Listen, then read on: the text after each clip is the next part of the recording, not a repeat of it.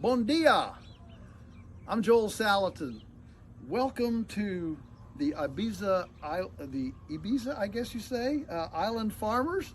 Not sure, but in Iberia.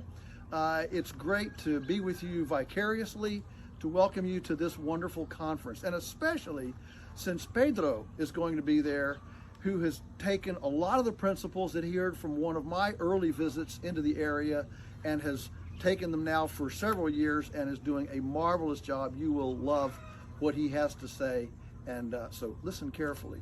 So my encouragement to you is you're on an island, you're on a tourist destination, people from all over the world to come to you.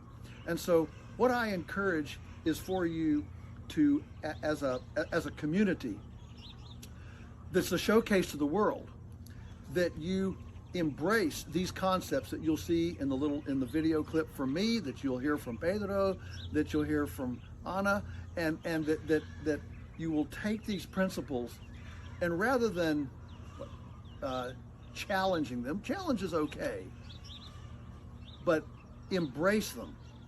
Use them in your island as a lighthouse to offer hope and help as the world spins into hopelessness and helplessness. That is a place where you can embrace the local food system. You can run a carbon economy. You have abundance, you have resources, you have people, you have markets, you have opportunity, and you're somewhat a closed area. So you have this kind of captive audience to be able to leverage in a better food space, a better land management space. And so as what we do on our farms creates a difference in what we see on our plates and ultimately in our own microbiome, what we have then is a whole circle of life and health and healing. That's my hope for you all. Thank you for letting me visit with you. Have a wonderful conference, and I look forward to hearing from great things from the island. I've been tasked with the question, why is a shift of paradigm in agriculture needed?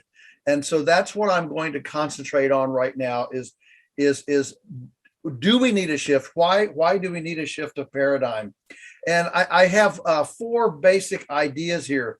The first one is we need a shift in agriculture because we have deteriorating soils. For the most part, our soils are deteriorating. When you look back over time in commercial agriculture, most places on the planet that have experienced commercial agriculture, this is the burden that commercial agriculture bears right now. If you study, archaeology and anthropology, you know that civilizations throughout history have struggled to maintain fertility, and so we have this deteriorating soil complex. In fact, the story of civilization is largely the story of rich resources, and a group of people moves in there and exploits the rich resources, becomes strong and viable and flourishing, and then over centuries, gradually that resource base, the soil, the water, all that gradually deteriorates. And so we are desperately in need of having a commercial agriculture program that builds soil rather than deteriorates soil. Number two, we have overall decreasing resiliency.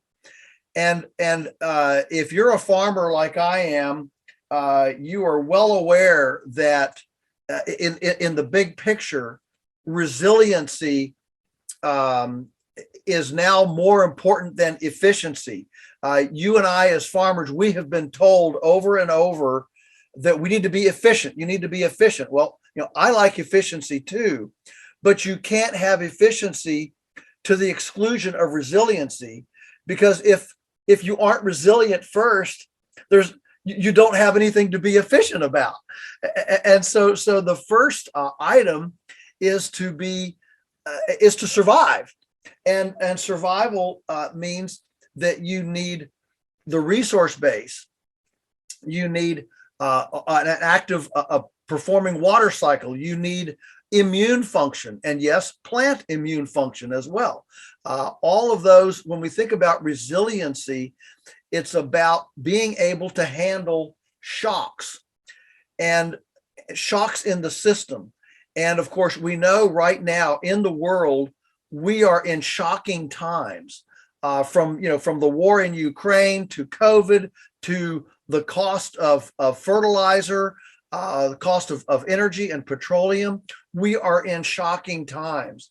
And so as our farms become more and more dependent on chemicals, on scarce water, and suffer more disease and fungus and molds and different things, we are seeing at a very time when we need more forgiveness in our systems, we're seeing actually decreasing resiliency, and that's a real issue.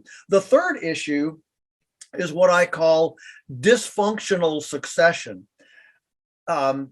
Many of you realize that we are in an aging farmer situation, especially in the, what we call the first world. And I don't say that with any kind of, condescension to other countries or anything else, but in Europe, the US, Australia, New Zealand, what's known historically as first world nations, Japan, we are seeing a tremendous decline in young farmers coming in. And right now in the United States, the average age of farmers is 60 years old.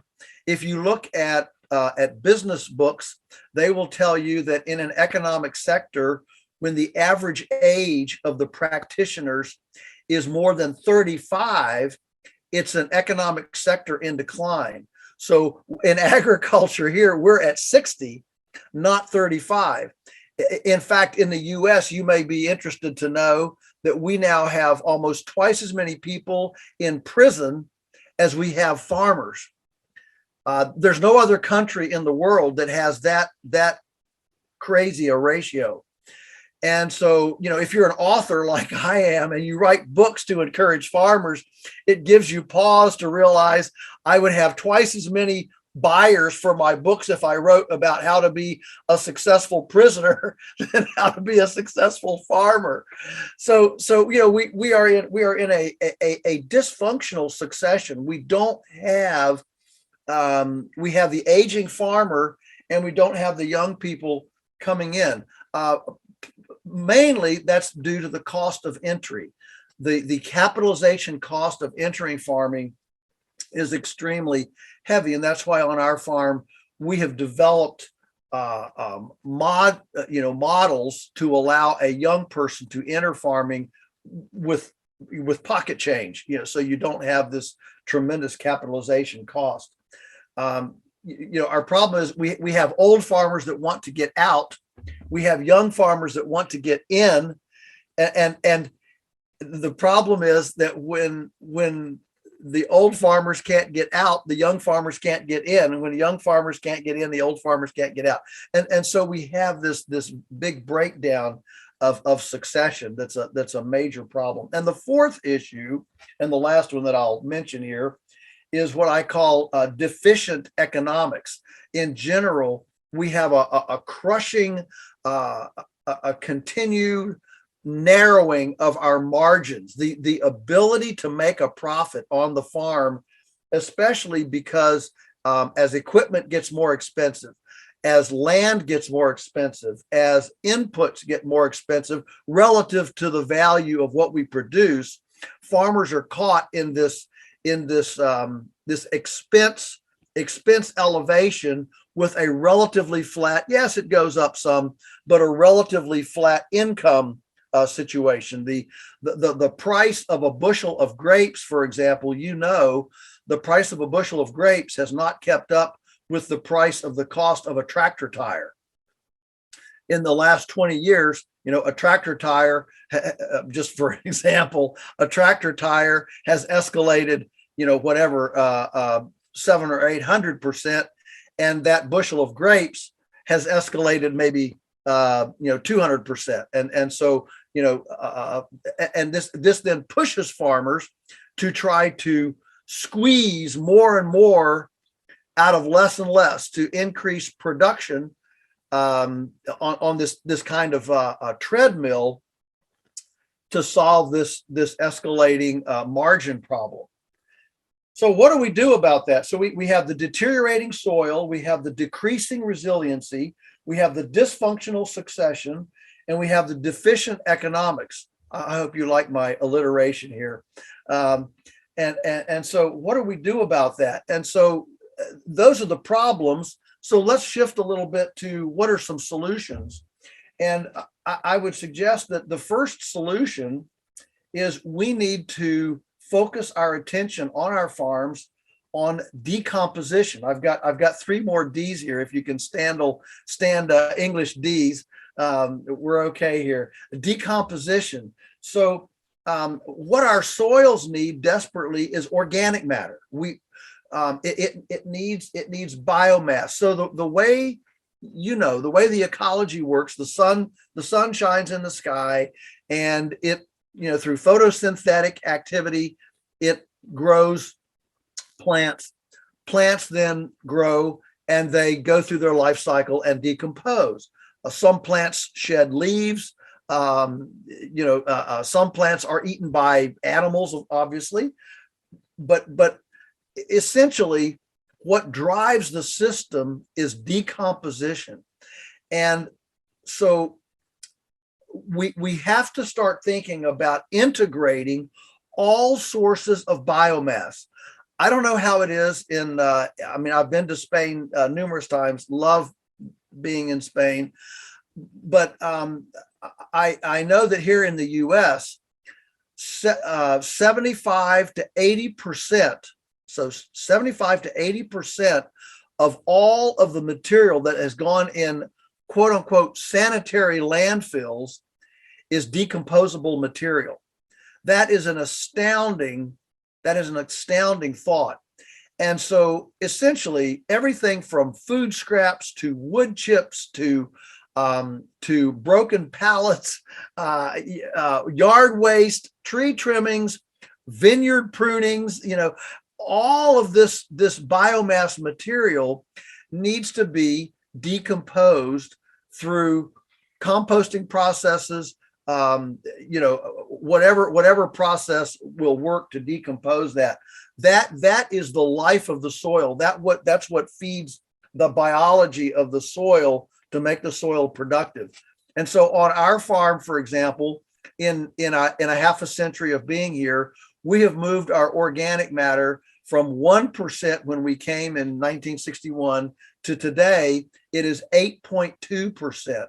And we have done this with a tremendous amount of composting and integration. So we integrate our forest land, we prune trees, we take out crooked trees and sick trees, and we integrate our forest land and our open land in a symbiotic integrated relationship rather than a segregated relationship. One of the problems that we have, I think, as farmers is we tend to think of ourselves as very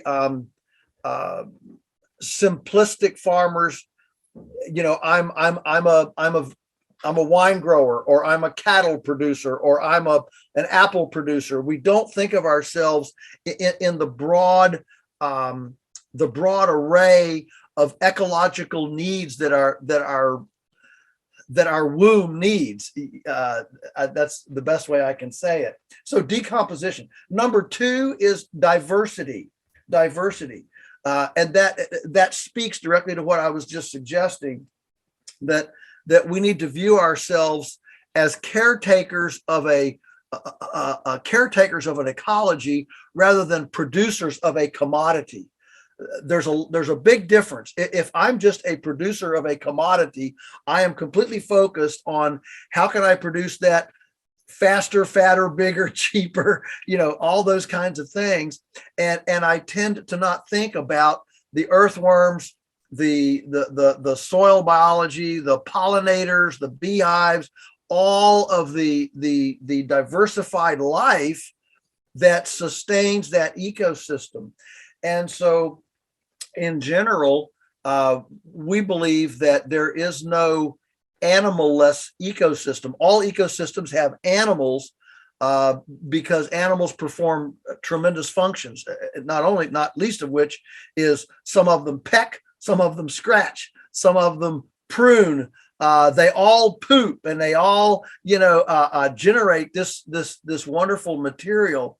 And so incorporating animals into vineyards, for example, I've been to places where they use sheep to graze under the plants, under the vineyard. So rather than spraying herbicides and chemicals to make a sterile base, you actually cultivate a perennial ground cover that grows spiders and bugs and birds and all sorts of life around those vines, and you have this abundance of diversified life that acts as a check and balance. Now, the people that I have seen who have done this most, the best, have been people who spread out their vines so that they can get, for example, chicken shelters or sheep or something through. And what happens is their production per acre of grapes goes down, but their diseases are all gone. They don't have any fungus anymore. They don't have any mold anymore, because by layering an animal component on the vineyard and spreading out the vines, now they get more airflow. It simply works better. And so the reduction in actual grapes per acre is more than compensated in fewer expenses, and you have eggs to sell, or you have something else. I had a friend in Belize, Central America, down in the tropics. He had a citrus operation, and he began running chickens under the citrus. The chickens picked up the dropped fruit where the pathogens and disease, over season. And so the chickens scavenged out all the bugs, ate out all the dropped fruit. Suddenly he didn't have any disease in his citrus, so he didn't have to spray anything. And he had eggs to sell along with his citrus.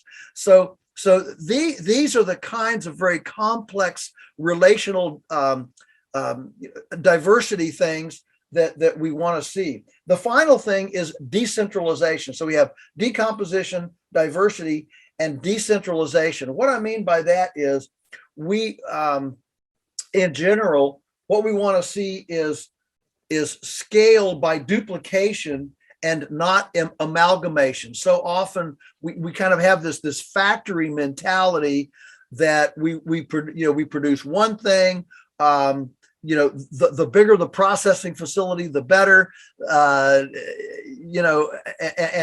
the more acres we can put together in one spot, the better.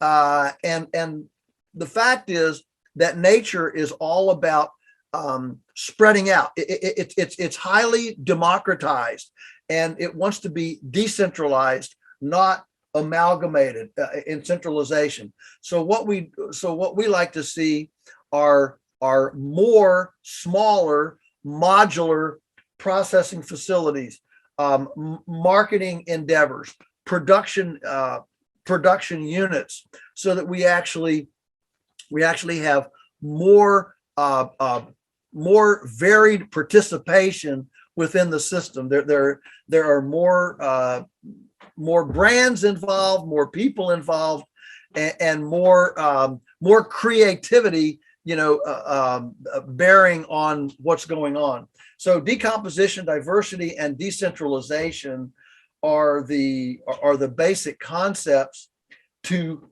let's say to mitigate the deteriorating soil, the decreasing resiliency, the dysfunctional succession, and the deficient economics that we addressed at the beginning. And so my encouragement to everyone here at the conference is to to really seek out some of those, more chemical-free, organic matter oriented, maybe direct marketing, doing some more for yourself, increasing resiliency, and that together we'll be able to make an agriculture that is actually attractive to millennials, attractive to the next generation, so that we can populate our rural countrysides, our farms, with a new generation of excited, creative, entrepreneurial, ecology caressing young people. That's the vision.